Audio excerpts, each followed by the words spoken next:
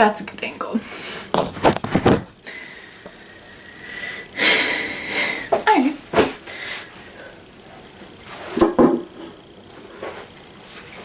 There we go.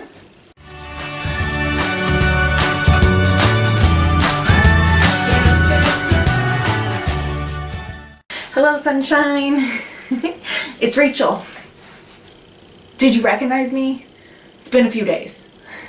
So today we're talking about self-efficacy. Self-efficacy is defined as a person's belief in their ability to succeed or complete tasks. It was first theorized by Albert Bandura. It's a psychological theory and it affects all of us.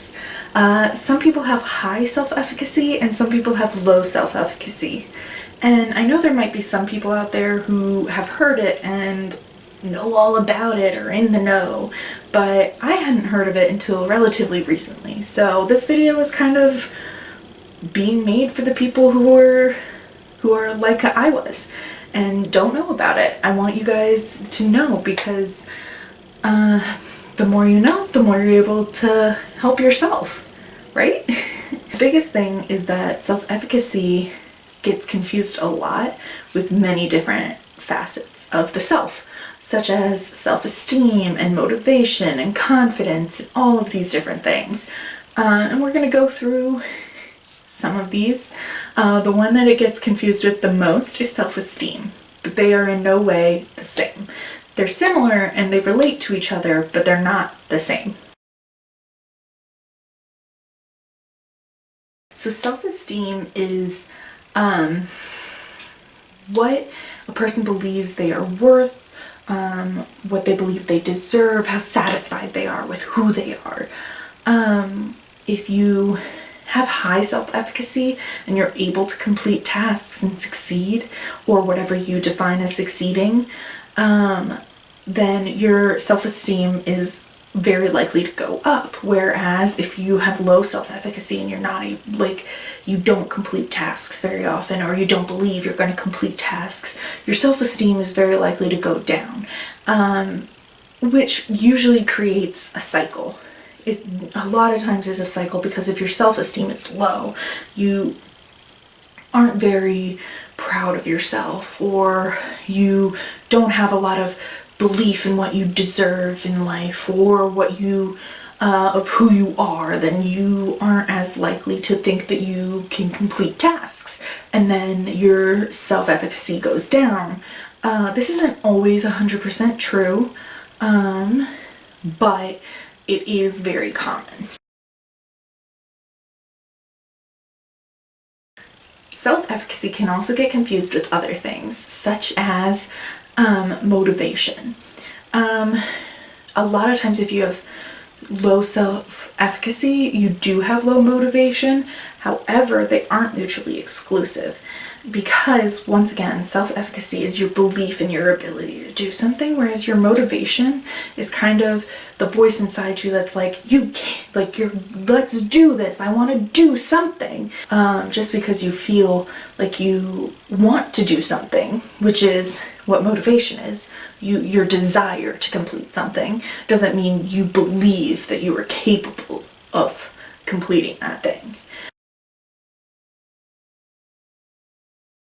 Self-efficacy and self-regulation also relate to each other because they're both related to goals, but they aren't the same either.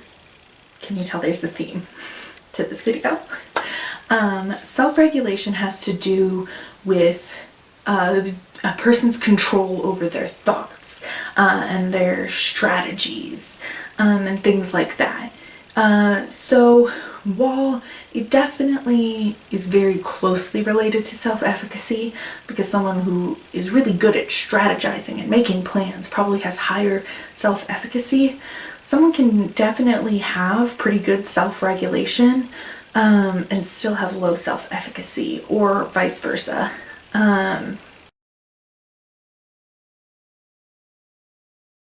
Another thing to keep in mind is the concept of a locus of control. Now, there's in general two centers for a locus of control. One is within yourself, and then the other is without yourself. So if your locus of control, the center for your locus of control is without yourself, it means that when things go wrong, you blame other people, it's everybody else's fault, it's not your fault. And then if the low center of the locus of control is within yourself, then you blame yourself. You take responsibility for your actions. Everything is your fault. Now, here's the thing. Having it too much without yourself or too much within yourself, either one is going to be a problem, because some things in life are not your fault and some things in life are your fault. So if somebody refuses to take the blame for anything, then they're going to have a difficult time probably maintaining relationships, because they're going to blame everybody but themselves. And then if somebody blames themselves too much, then they're going to have a hard time with mental health and anxiety and all these different things, because they're blaming themselves for all these different things. And a lot of it is probably they're also going to have a lot of guilt problems. But anyways, what I was saying is because they're taking on guilt for things that aren't their fault at all. Sometimes you just can't help things. Things happen and you just have to live with it.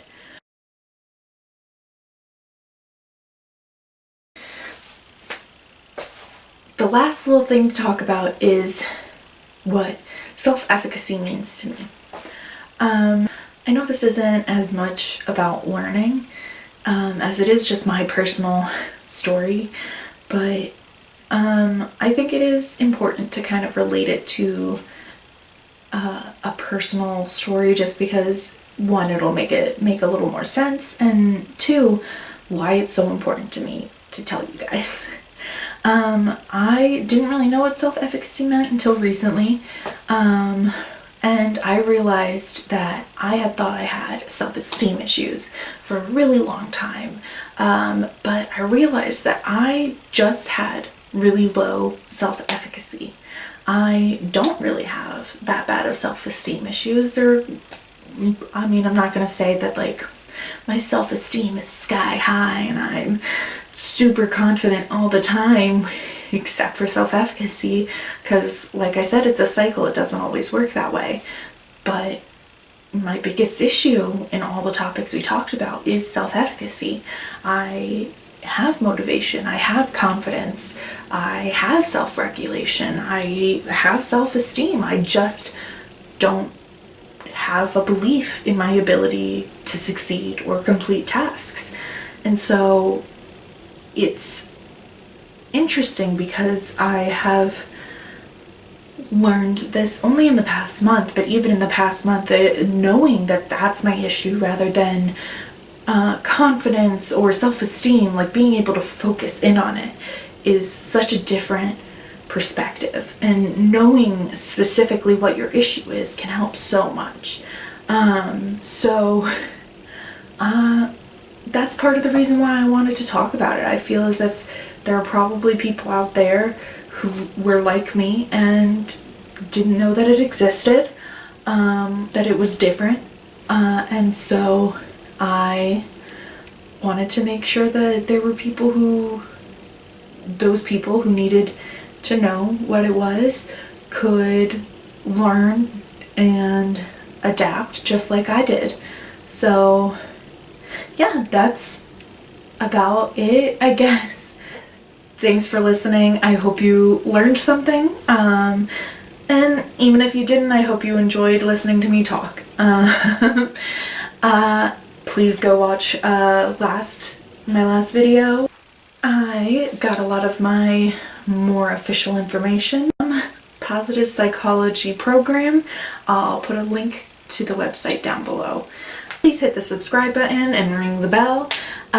You can follow me on Instagram at RachelWar96 and Twitter at RachelWaring2. Links down below. Thanks for watching. See you later. Peace, love, and buttercups.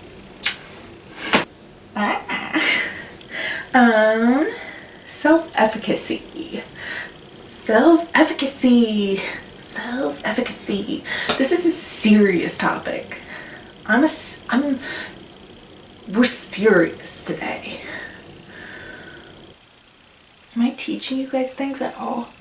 Have you learned anything? I was gonna drink coffee, it's fine.